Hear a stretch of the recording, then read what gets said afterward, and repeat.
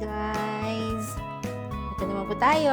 Magluluto naman tayo today ng kare-karing manok. So first, kailangan natin lutuin muna itong ating bigas. Gusto ko kasi medyo tostado yung ating giniling na bigas. Kasi nag-a-add siya ng flavor dun sa ating dish. And isa rin siya sa nagpapalapot.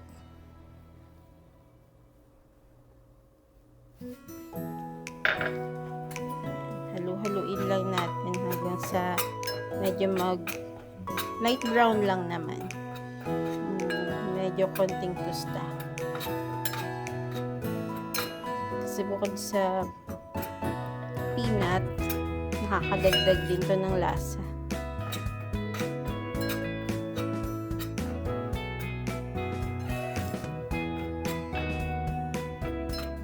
Haluin lang natin guys kasi baka masunog naman siya pag hinayaan natin.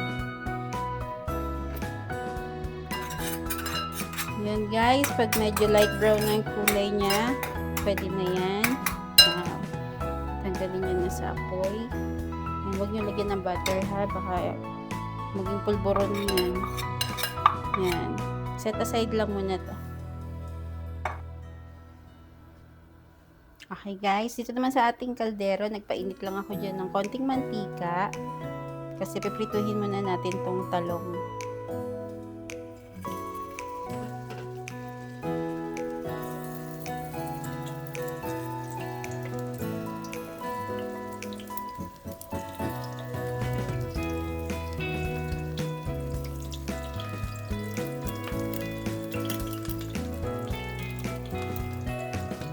Pituhin lang natin siya both sides.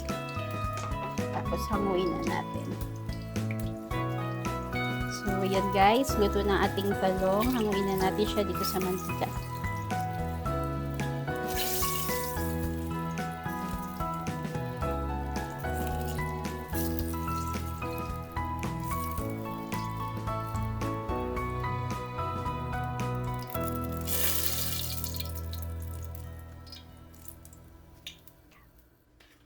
Okay, so sa same na kaldero, dito na natin igisa yung bawang at sibuyas. Ating aromatics.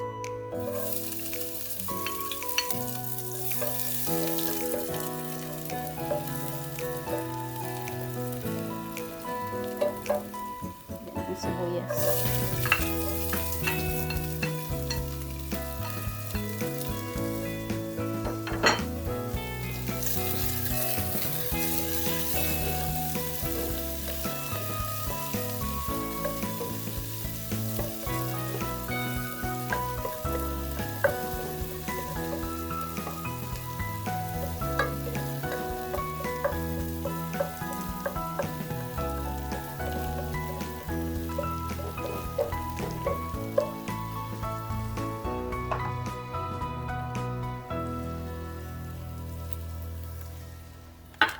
Sama na rin natin itong atsuete igisa.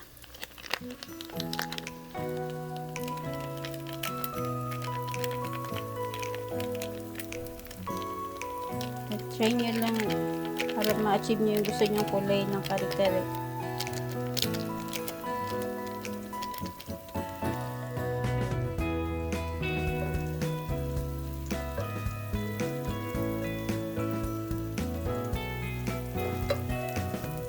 Then, halo na natin.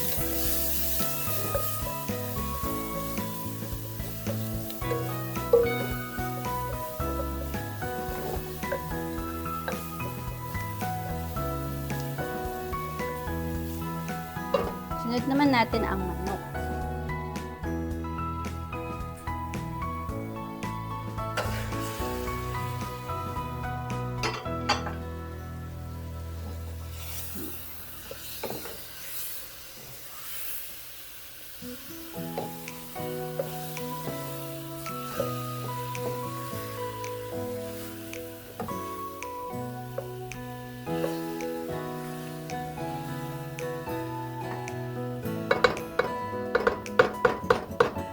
Lagyan natin ng asin at paminta para may lasa na siya habang niluluto natin.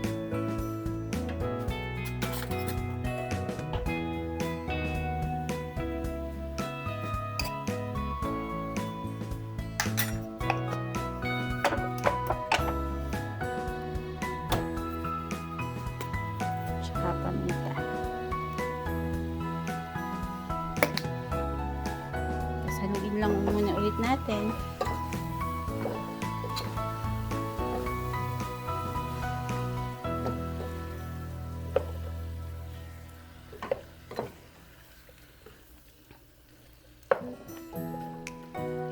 Yan. Hayaan muna natin lumambot yung manok. Kaya pang inintay natin kumulo yung ating kare-kare, pakuluan muna natin itong gulay. Dahil gumamit ako ng mga frozen na gulay, papakuluan ko na lang siya. Kung fresh yung sitaw nyo, masarap din kung ipiprito nyo siya.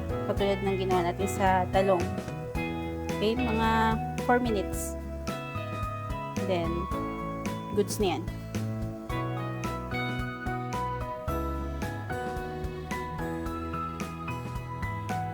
Check naman natin yung ating chicken kung lumambot na.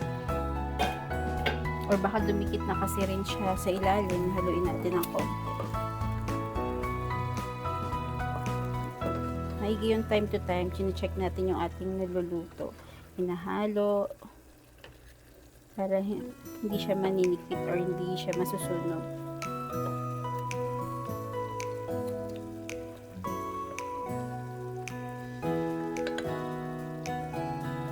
Takpan lang muna natin ulit.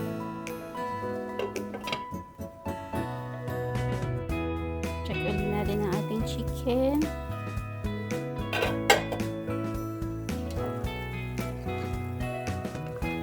Almost halfway na siyang luto.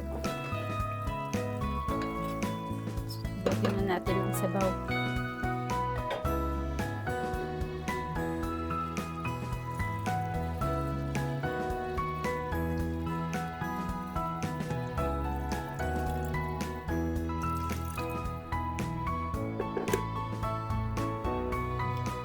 Lagyan na rin natin itong half ng chicken cubes. Then, haluin lang natin ulit.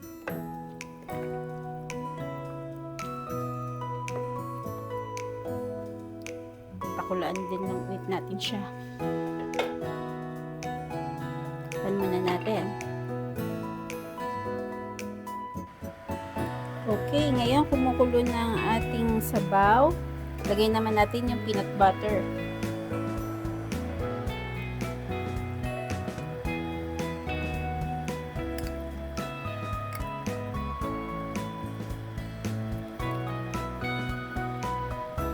Lalasan na ang ating kare-kare.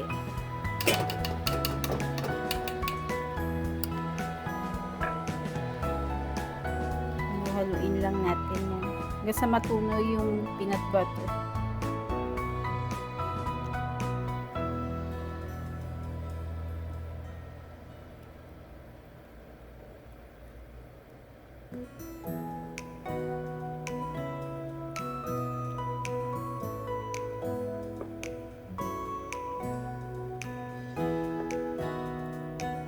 Pwede rin naman kayong magiling kung wala kayong mabilhan, katulad dito sa lugar namin. Magiling na lang kayo ng peanut sa food processor. Or kung wala kayong time para magiling ng peanut or mag-food processor ng peanut, pwede rin naman yung mga hindi masyadong matamis na peanut butter.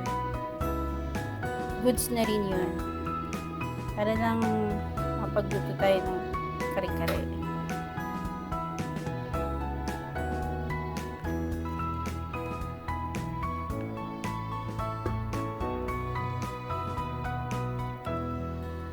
Halo lang para matunaw lahat ng peanut butter.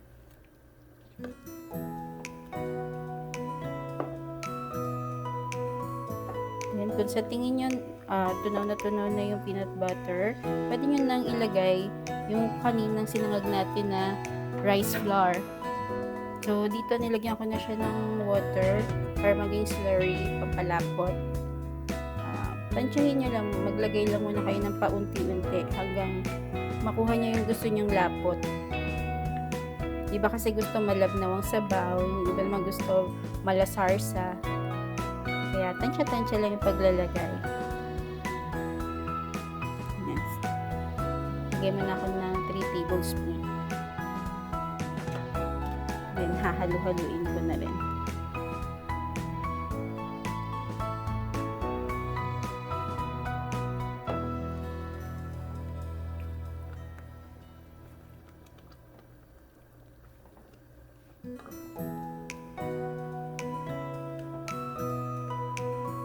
Alam niyo ba, nung bata pa ako, natitikman lang namin to pag may mga piyestahan.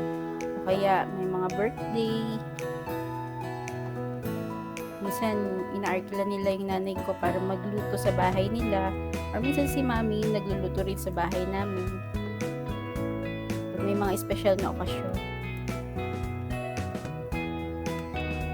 Pag may ikakasal or may bibinyagan, nagluluto din siya nito. So, gusto ko pa ng medyo mas malapot pa dito sa sabaw na to. Kaya dadagdagan ko pa siya. Mga isa lang. Tingnan ko muna kung magustuhan ko na yung lapot.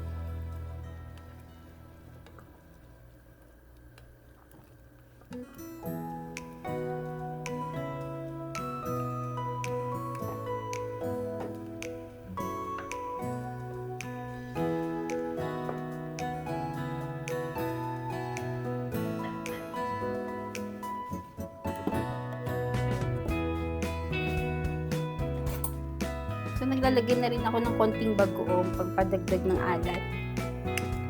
Yun eh, kung may bagoong lang po kayo. Ganyan lang. Kasi masarap pa rin yung kapag kinakain mo meron kang bagoong on the side ng plate.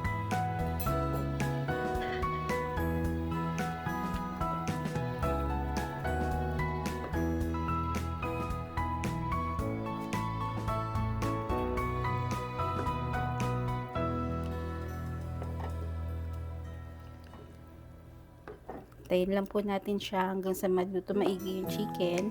Tapos, adjust na lang po natin sa alat. Kung okay na po sa inyo or kung ayaw nyo naman po na gusto masyadong maalat, okay din lang po. Kasi may bagoong naman kayo sa side. Pakulan na lang po natin siya ng konti din. Okay na po ang ating kare-kare.